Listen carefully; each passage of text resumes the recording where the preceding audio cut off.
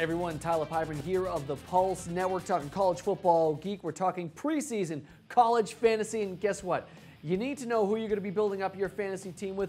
We've got the college football, 2012 college football All-American fantasy team. Of course, we've got Todd DeVries of College Football Geek joining us right now.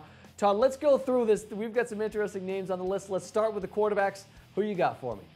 All right, well, in the college fantasy football world, Tyler, dual threat quarterbacks are all the rage. We have two really good returning ones coming back this year. On our All-American team, we've got Colin Klein from Kansas State. Last year, he rushed for 1,161 yards and 27 touchdowns. 27 rushing touchdowns from a quarterback, Tyler. That's why he makes our list. Second one is a name everyone's heard about, Michigan's Denard Robinson, the dual threat. Last year, he started to improve his passing game quite a bit, but he still ran it just enough to make his fantasy owners happy. 1,176 yards, 16 rushing touchdowns, 36 total touchdowns for Shoelace. Not too shabby. You talk about rushing touchdowns. Let's go right into the rushers. Let's talk about running backs. Montee, last year, 39 total touchdowns from scrimmage, tying the immortal Barry Sanders.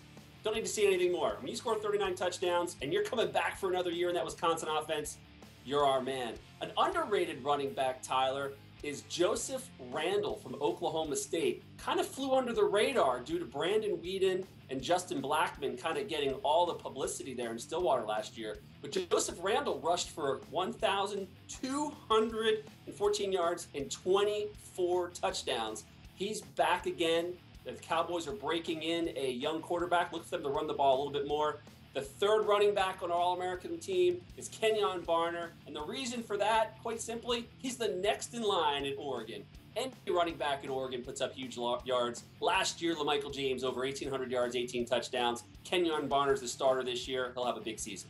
Awesome. I absolutely love that. Let's go ahead and let's take a look at some of the wide receivers. Who you got for me in that category? The best wide receiver in the entire country, fantasy or otherwise, is probably Robert Woods from USC. Last year, 111 receptions. Matt Barkley, the star quarterback, returns. Look for him to catch over 100 balls again easily this year. Second guy on our list, Marquise Wilson. Last year, the Wazoo star caught 82 balls for 1,388 yards, a dozen touchdowns. And Mike Leach, the air raid offense from Texas Tech, comes to Pullman, Washington this fall. Look for Marquise Wilson to blow those numbers out of the water this year. Third guy on our list, Sammy Watkins from Clemson. This guy was a freshman last year, took the nation by storm, catching 82 balls for over 1,200 yards and a dozen touchdowns. His star quarterback, Taj Boyd, returns. Look for another big season for Mr. Watkins. Let's move on. Let's go and let's take a look at flex player. Who's going to be the guy this year? I'm going with another one from Oregon. That's how good this Oregon rushing game is. Anthony Thomas was a freshman last year. His nickname is the Black Mamba. When he played Pee Wee football, his head coach was Snoop Dogg. He gave him the nickname the Black Mamba because he can strike from anywhere on the field. He's a dual threat out of the backfield. Think Brian Westbrook from the Philadelphia Eagles a few years ago. He's going to play second fiddle to Kenyon Barner this year, but he'll get plenty of touches. The perfect flex in a PPR league. Let's look at tight ends. Who we got on this list? Who's the only guy that we can basically take a look at? Well, it's kind of a down year for tight ends in college fantasy football, at least at the BCS school level. But Tyler Eifert from Notre Dame is the top guy. He caught 63 balls last year for 805 yards. The question is, can Notre Dame find a quarterback that can get him the ball? But right now, he's head and shoulders above all the rest of the options out there. Okay, as far as kickers are concerned, college is always a toss-up. You really never have any idea what to do. Who am I going with? We got to give the kickers a little bit of love, right?